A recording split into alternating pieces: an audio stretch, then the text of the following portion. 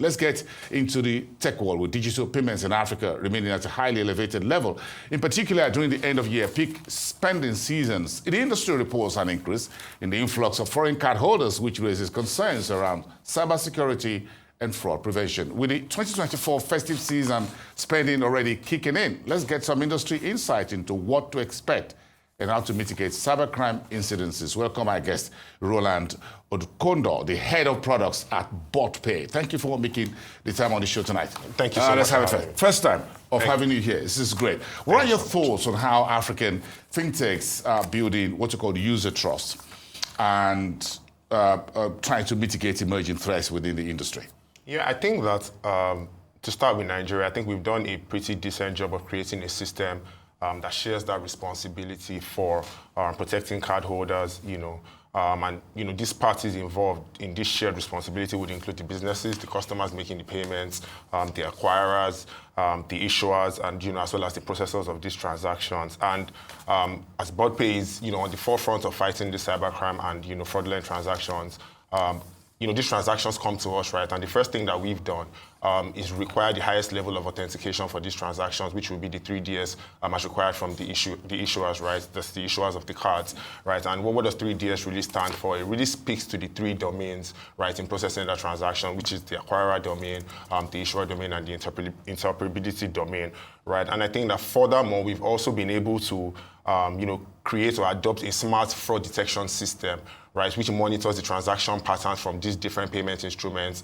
the amount, where they're paying from, and kind of respect some of the rules that the issuers have set on these payment instruments to be able to protect the card holders. And I think that's also including the processing limits protects the businesses from the exposure that these fraudulent transactions could cause. And I think that beyond that, in the post-facto events of a successful fraudulent transaction, we've also ensured a very high compliance level, a high KYC compliance level, which means that the channel for recovering those funds is pretty much alive, right? We can reach out to the businesses, speak to all the stakeholders involved in those transactions to be able to recover those funds. How big is the threat of cybercrime right now, globally speaking, within Africa, within Nigeria? Are we seeing rising incidences? Are we seeing folks looking to break into the various systems, ensuring that the firewalls are broken and they just want to enter? $10 million was stolen from the bank or Central Bank of Uganda just about a week ago, reported. Yeah, absolutely. I think that as the system gets smarter, the fraudsters get smarter, right? And we've seen the advent of artificial intelligence. We've seen how many companies like BotPay is using artificial intelligence to be able to predict fraudulent transactions even before they happen. Yes, before it happens. Yes, one step ahead of the criminal folks. Yep, absolutely. And that's where you guys come into play. Absolutely. So when Nigerians say, look, I made a transaction to Roland and he hasn't seen the debit alert or credit alert, does it necessarily mean that a fraud or a crime has occurred? Or perhaps something is just wrong somewhere? No, not necessarily. I mean, there are different steps to processing these transactions, right? I mean, in some cases, it could be a legitimate delay, right? While in some other cases, a fraud could have happened, right? That, could have resulted in missing funds. Should Nigerians expect some delays sometimes in car transactions, ATM, POS, whatever it is? I think no system is perfect. I think that we, inadvertently have some, delays in the system sometimes. Again, there are very many different parties to each of these transactions. Your ecosystem is so big. Yeah, it's so big. Sometimes so I can't count how many of you are there. Absolutely. But you're all making money. That's why there are so many parties. To be honest. Because I'm sure where there is so much sugar, honey, the bees, of course, come around. Yeah, it's so many parties to share the pot of honey with, to be honest, right?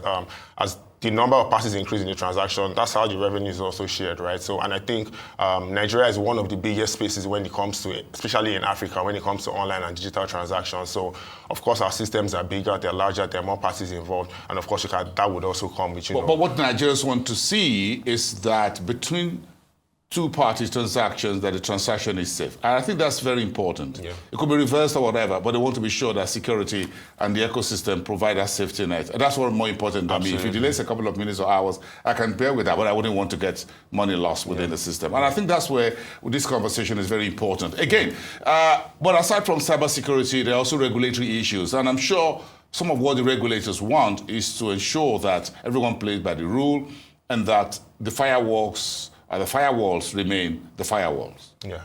How are you dealing with that?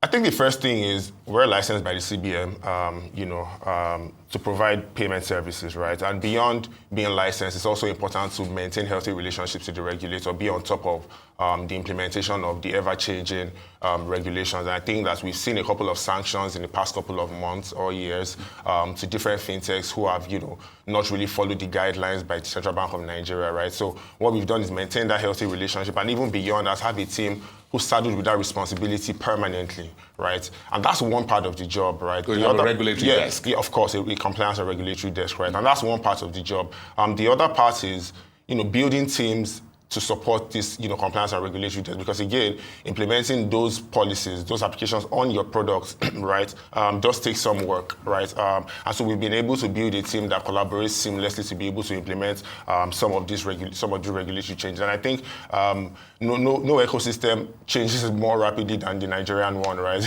I got some news over the last couple of days of, some fintechs who have now started implementing the 15 naira levy on transactions above a certain threshold, and that's just how long the arm of the law with regards to fintech regulation is in Nigeria. Well, things are really getting dynamic within that industry. But again, getting to the nitty-gritty of the business, when you talk about data analytics and reporting where you're offering products and services for SMEs against large enterprises, is there a differentiation? Where does data analytics know what the customer wants and all of that, what the client wants, make it user-friendly and make it very easy to scale and all of that, scalable and all of that? Where does that come in? It's interesting because I have this conversation with so many of my colleagues, right from my days in the bank. And it's interesting the amount of data, the amount of information we are sitting on just by processing payments for businesses, right? Or for individuals, right? Across, the banks, different fintechs, right? And I think that the first and the most important part is making sense of this data, of this information to the businesses and the customers that we serve, right? For example, we process payments, we process card payments for cards issued, all across the globe, right? And many times, businesses, smaller businesses, without the resources to build, to host huge data centers or have, huge data analysts on deck, right? It's important for us to give something back, right, in terms of information for the data that we're sitting on, and that's what we've been able to do with the BotPay business product. So what we've done is all of the data that we have, we've been able to build it into a robust dashboard which businesses can log into and pretty much make sense of basic information like who's paying me, where are they paying me from, what's their preferred payment instruments, what time of the day do they regularly make payments, what's the frequency of the payments that they make. And all of this data is what I was speaking to with regards to the artificial intelligence that's able to tell the transaction patterns, being able to tell a behavior from a pattern, right? So yeah, it's very important for businesses to be able to have all of this information at hand to help their decision making in their business. But again, you got to help these SMEs, not just in Nigeria but across Africa, because they're really small, to face challenges related to cost. They don't have so much money to spread around, so they've got to keep costs very nimble, and they've got to ensure that service providers in the fintech ecosystem like BotPay bring something to the table. So what strategies have you been deploying at BotPay to fix that for SMEs, at least within the Nigeria, facing the whole free subsidy removal, fuel prices, cost of energy going up, and a whole lot of the exchange rates and all of that? Yeah, I think the margins, we can all agree that the margins are shrinking, and even shrinking more for SMEs, right? They really don't have any margins to play with. So cost is it's a predominant factor to the threat of SMEs in Nigeria and even across Africa. And I think that was the major driving point for building BotPay business, to be able to serve the SME community. And here's what we think. And we even think that cost, for example, I tell my friends all the time when they sell to SMEs, right? I say, do you think that they have a problem receiving payments? I mean, if you go anywhere, you order a service and they render that service, it's as easy as they give you a bank account and then you transfer the money, right? Or they whip up a payment terminal and then you pay, swipe your cards. But I think the more important problem that we've identified, right, which has kind of fueled that strategy, is the fragmentation in that process, in the business operations with the payment, right? It's that when you send somebody a bank account and they transfer that money, you still have to do the work of reconciling and, bringing those two concepts, your business operations and the payments that you've received, you have to harmonize it in what you want to call reconciliation, right?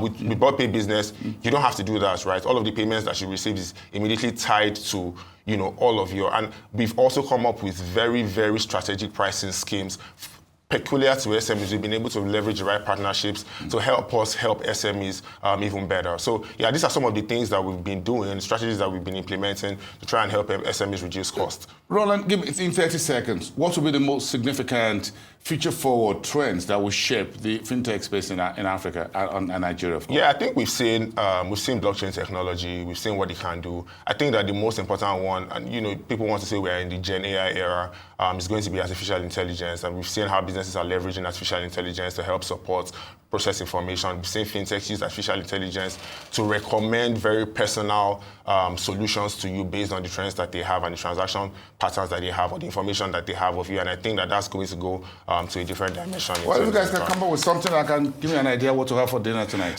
I would appreciate Absolutely. I would appreciate that. That exists. That's great. Thank you, Roland. So much. It's nice speaking with you guys, the tech-savvy guys.